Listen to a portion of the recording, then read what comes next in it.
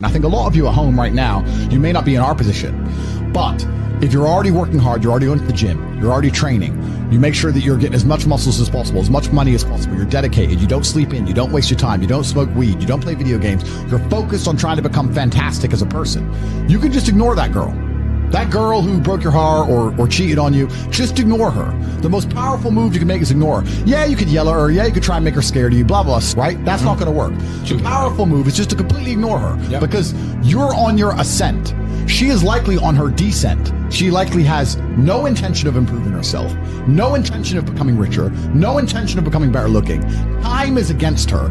As she gets older, she's going to lose her looks. You're going to continue your ascent, and she's going to have to watch you for the rest of her life be the man that she could have been with that she's no longer good enough for.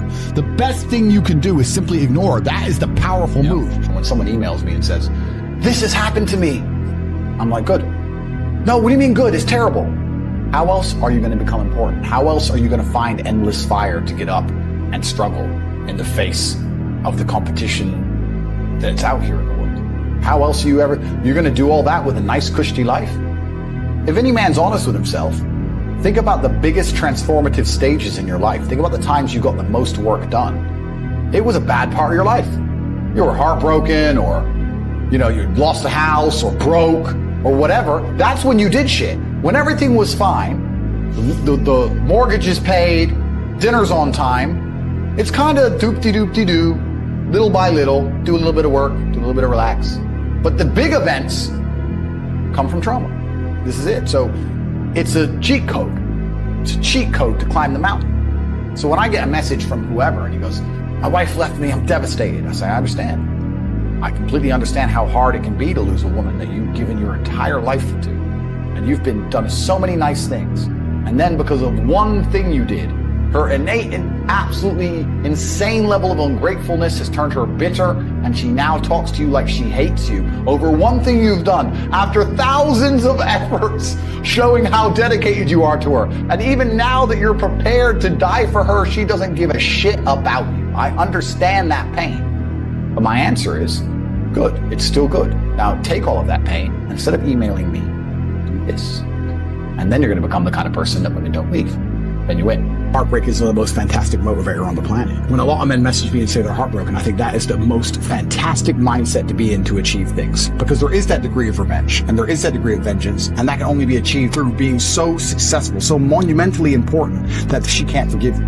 And also, you cannot even sleep. You can't even concentrate. Like your whole mind's a mess. That's the perfect time to train. I only mention heartbreak all the time because I know it's a path every single young man goes through. There's up and down. There's rain and sunshine. You have to be that man who's going to go through it all. If you're a man who has a heartbroken, why did this happen?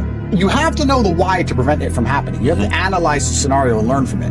When you look at your bad or your previous relationships with women that went wrong, you can sit there and go, okay, this all went wrong. What has she taught me? She taught me that I'm emotionally affectable. She taught me that if she ignores me, she gets more attention than if she's nice to me. You have to sit there and analyze all the lessons, and you have to implement them. It's the same with absolutely everything. As a man, you have to be accountable for absolutely everything. Every single thing that happens is your fault. You made her leave you. You did. Whether you like it or not, you are the reason she became so cold. You are the reason she doesn't listen anymore. You are the reason she's so arrogant all of a sudden. You are. You may not have identified why yet, but if you identify why, then you get into your next relationship healed and understanding what you did wrong and learn from it. That's what you have to do. But most of these men don't want the self-accountability, and they want to blame the women. You have to blame yourself. I actually truly believe that women in their hearts, unless they're completely corrupted by society, women just want to love and be loved and feel safe. That's what they want. They want a man that they can look at and they truly know he makes the decisions and I trust him to make the decisions and I love him for that and I respect him for that. That's what they truly want.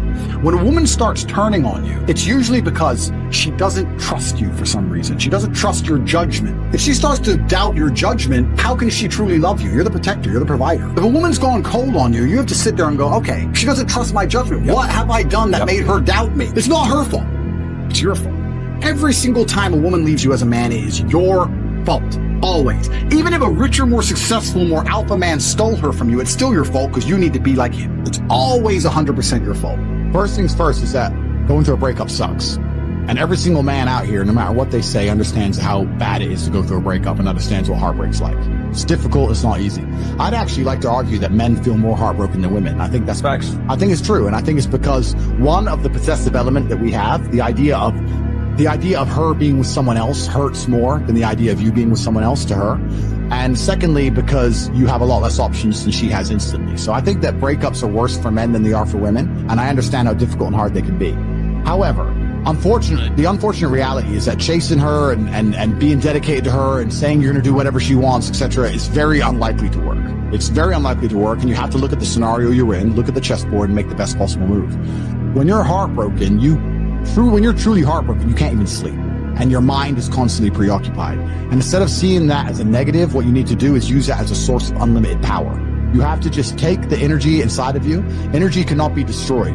It can only be converted, whether it's heat into light, the momentum into friction, or however you want to put it, right? Energy cannot be destroyed. It can only be converted from one form to another. And you have to look at that and understand that the sadness inside of you is energy. You can't destroy it, but you can convert it into something else which is constructive. And you just have to suck it up, buttercup, and get over it. And there's no other way to do it. And obviously having an abundance of women makes that easier. But I wouldn't even put it that way. I'd say if you were with a woman and you lost her and you're now lonely and she's going to be moving on and you're absolutely utterly heartbroken and you're destroyed inside, I understand how difficult that is. But now you have genuine sadness inside of you, which is unlimited motivation for you to become a beast, become an animal. And by the time you're finished becoming an animal, you won't care anymore. So if you really want to cure yourself, you just say, I'm going to get a six-pack and I'm going to get bigger arms. And by the time my arms are this size and I have a six-pack, you'll realize you don't give a shit about her anymore. That's just the way the world works. Let's say your wife breaks your heart. If you're not going to work, you can't sleep anymore. You're upset. She's running around with a new dude. You see her Instagram story. She's got some new guy. You're furious and you're angry and you're jealous and you're bitter. You have all of this inside of you. But you're not going to go to the gym and work hard and become so fantastically in shape and so rich and so powerful that no girl ever leaves you again. You're not going to do that. No. What are you going to do with it? Text her? Try and explain to her? She doesn't care. Like, you can write the most perfect English. You can write the most beautiful words ever constructed. Forget Shakespeare. You can do, it doesn't matter. She doesn't care.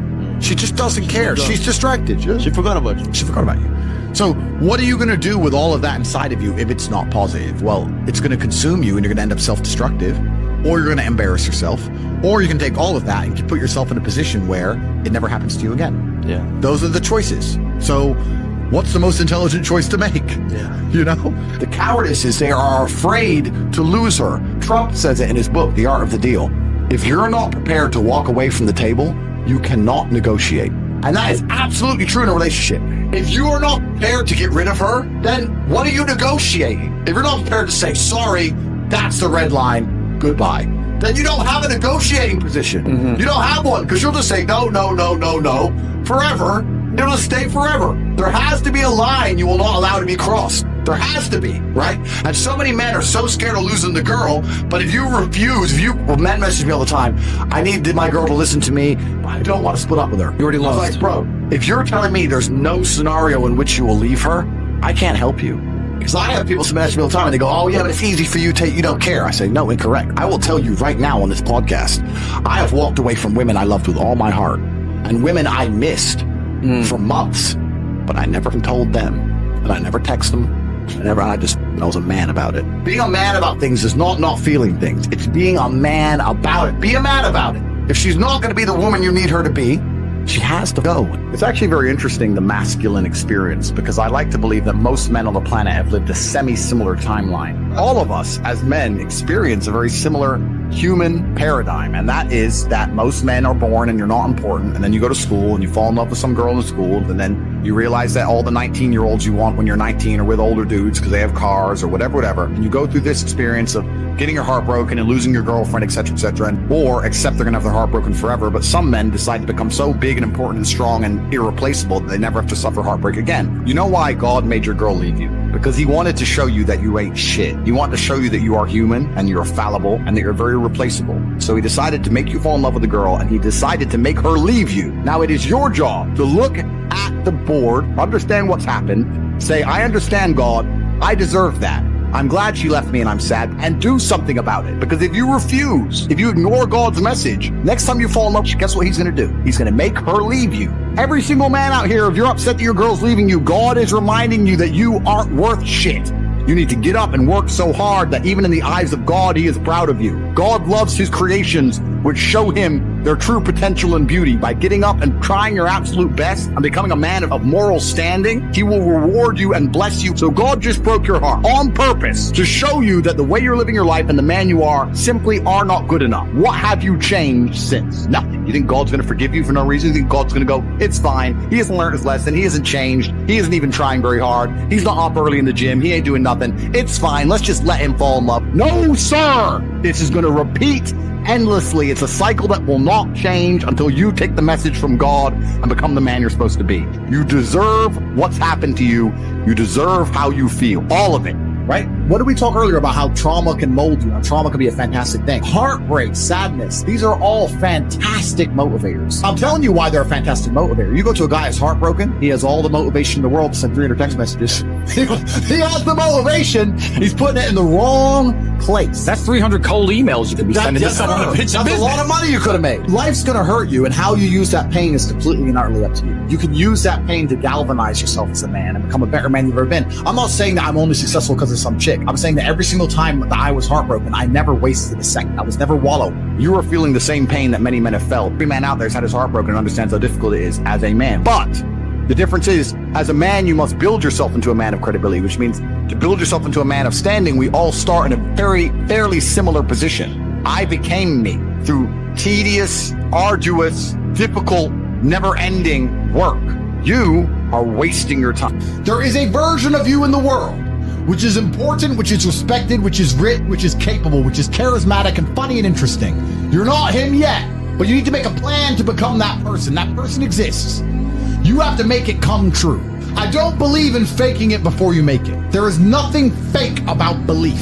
You have to wait for the rest of the world to catch up with what you already know. You have to see through time, act accordingly, and prepare to told you so that eternally upsets doubters. I'm saying you must believe all of the things you want to have are going to happen. You must see through time with a plan in place so you can see it all come true to be the man you want to be. It is impossible, and I have never in my life seen a man who eats right, goes to the gym every day, and train hard, not have a good body. The universe is extremely giving. It will give you anything you want. He imagined himself with a good body. He made a plan to get one. He followed the plan and he got it. I've never seen somebody who works hard, who's in the right networks, who's paying attention, who is not rich. I've never seen somebody who dedicates himself to the gym and eats right, who is not in fantastic physical condition. It's impossible. You can have anything you want. All you have to do is make a plan and see it. So there's no such thing as faking it before you make it. No.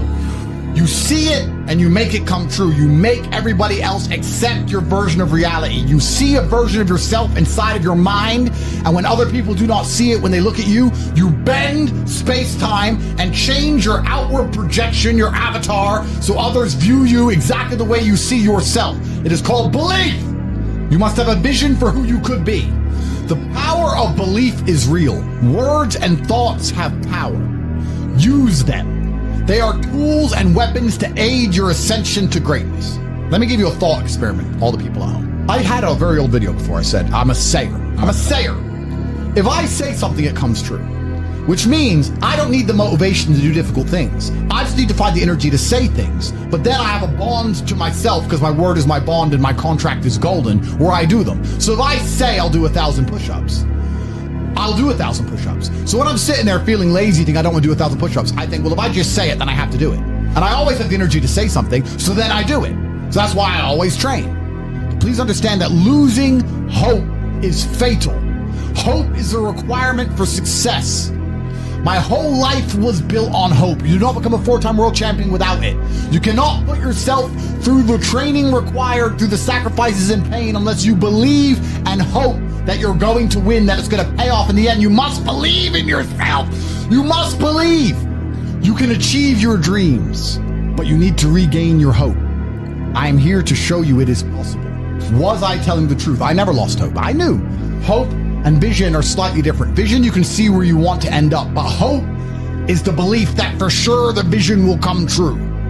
First, you want to become as strong as physically possible. So you want to be as strong as physically possible. Next, you want to try and make as much money as possible. Not even necessarily for the money, although money is extremely important, so it allows you to take care of yourself. We talked about this before, but there's the challenge involved, and solving that challenge is going to make you feel more satisfied as a human. Happiness comes from success, and making money is success. You should try and make people around you smile and be happy. You should try and encourage positivity around you. You should be the kind of person that no one can really complain about their struggles around, because they know that you're the person who's going to be like, why are you complaining when you could just simply fix it? Especially successful people. Successful people are uninterested in stealing because we'd rather everybody win and keep the friendship and keep the network and keep the positive orgons and keep the good karma than make a little bit extra money. So it's amazing what you see in the world. And if you become a person who is happy and successful and can take care of himself and adopt struggles, you're going to start finding those other people who do the same thing, and then you're going to build a network and become fantastic. If you lack somewhere, excel somewhere else. Counter your weaknesses by honing other capabilities. If you're ugly, become filthy rich. If you're poor, be as strong as an ox. Life is unfair. The primary focus of your energies is to balance the books. And there's two different ways you could interpret that.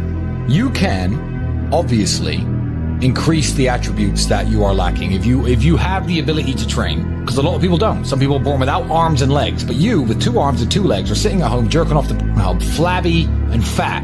If you have the ability to train, you should be doing it. But also, there are some things that some people are just better at, and you can counteract that problem by teaming up with people who compensate for your weaknesses. People who are strong in areas where you are weak, and you team up with people where you are strong in areas where they are weak. So if you have a disadvantage, you also have somewhere God has given you a distinct advantage over others, and it is your duty to excel in that realm. It is your duty to become so monumentally influential and powerful within that specific criteria in which you have the capability to be brilliant, that your weaknesses no longer appear because they can be simply overshadowed by your network or overshadowed by your absolute competence. The reason I'm the luckiest man on earth is because God has given me endless building blocks to build a superhero. He's given me endless power. He's given me endless motivation. What do we say? Yeah. He's given me I have endless sources of power. I can sit here right now and recall events that will prevent me from sleeping for 2 to 3 days. That gives me a superpower that other men do not have. They want to go to sleep. They're tired. I can stop being tired for days at a time. I can just have a thought. I can remember. I can sit, close my eyes, and use the power of my brain to vividly remember events, and I will not sleep for days. And when people come to me and say, oh, this happened, I'm really sad, or my heart broke, or this bad thing happened to me, I say, good. Thank the Lord that he's given you this endless source of motivation. You're wasting it. That's your problem. But it's been given to you. Nitrous oxide has been given to you. You just have to use it in the correct way. So I'm the luckiest man in the world because all the bad things that happened to me have given me all the building blocks to become the most fantastic man on the face of the planet. I think everybody on the planet has something to prove. If you walk through life and feel like you have nothing to prove, then you're a loser. If you wake up each day and go, I don't owe anybody anything, I don't have to prove anything to anybody, then you are a loser because you are absolutely not being correct. You must prove yourself to other people. You must prove yourself to your bloodline, as we just discussed. You must prove yourself to God. God hates the lazy. He can't stand them. If he gives you all these genetic dispositions and these natural God-given gifts, if you have 2 arms and 2 legs and you can think, and you're not trying your absolute best, that's the reason you're not lucky. He doesn't like you. He likes the people which show him the beauty of his own creation. He likes to give somebody building blocks and them to build something amazing. It's the best thing about being a man. You get to build who you are, right? You can decide if you want to be a funny comedian or a musician or a kickboxing world champion or fight the Matrix. You can decide whatever you want to be. God loves to see that. Those people, for some reason, seem to be enormously lucky, right? The person who goes, I don't have to prove anything to God. I don't owe all of my ancestors any effort. For 5,000 years, people were dodging saber-toothed tigers and catching the plague and running from Genghis Khan. I don't owe them anything. Don't owe them a thing because I want to play video games. These people are losers.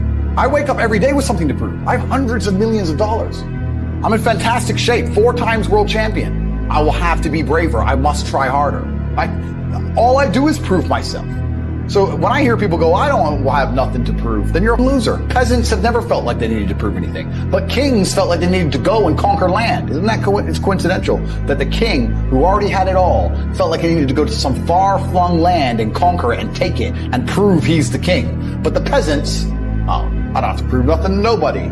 You're a loser then. You're a dummy. I absolutely and utterly, completely have everything to prove to everybody all of the time. That's who I am. I will prove anything to anybody. If I sit and say X, I will prove it.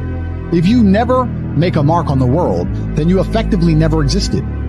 And when you're gone, nobody will care. And that's very important because you have a duty to your ancestors and you have a duty to God. So you must make a choice. And this is genuine choice for you people at home. Do you want to live in obscurity forever and be invisible and not matter and have an easier life? I would argue that it's not easier because in your heart and in your soul, you're going to feel guilty knowing you could have been something you're not. Or do you want to try your absolute best and struggle and suffer every day of your life paying the rent for all of the amazing things around you?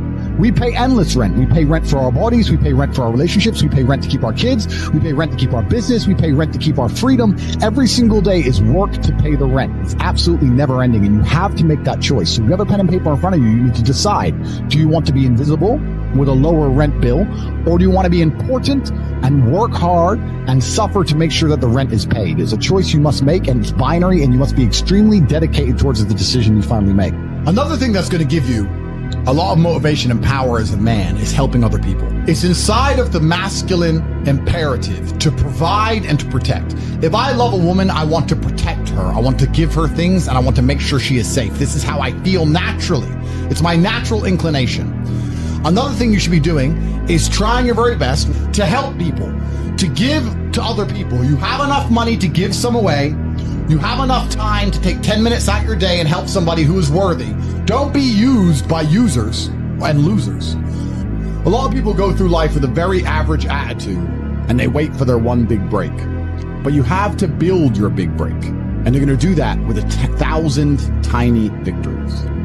By constructing the correct mindset, you could be in the exact same scenario you're currently in, living the exact same life with a different mental model in which you view the world, and you will not only feel more powerful, you will be more powerful, you will achieve more amazing things, you will be greater, you will be happier, with the same car, the same woman, the same house, the same income, the same everything, but your mind changes the lens in which you view the world. Lenses change things. Rose-tinted glasses, perhaps dark glasses. You can put glasses on, change the lens, and you can view the world differently by changing how your mind is constructed and put together and the way you view the world. That is the point of mental Aikido.